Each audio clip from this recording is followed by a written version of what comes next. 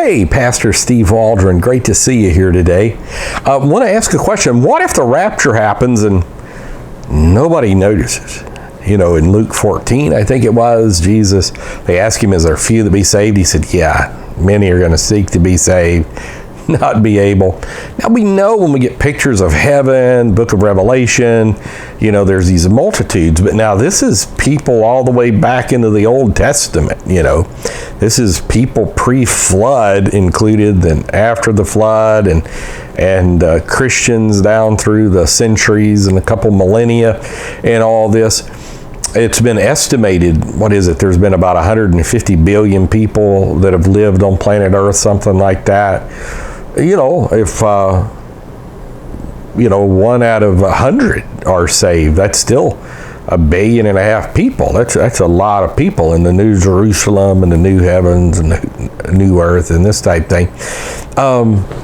And so here at the end of time, you know, it's estimated if you do a biblical chronology, the flood of Noah happened about 1656 years after the creation of the world, October 23rd, 4004 BC. That's Usher and Lloyd's chronology.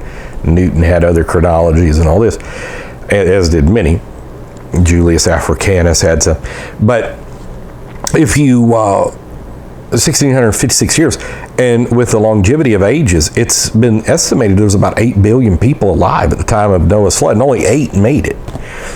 So what if Jesus comes and, you know, we used to have these things about planes, the pilot wouldn't be in there, and cars and all this.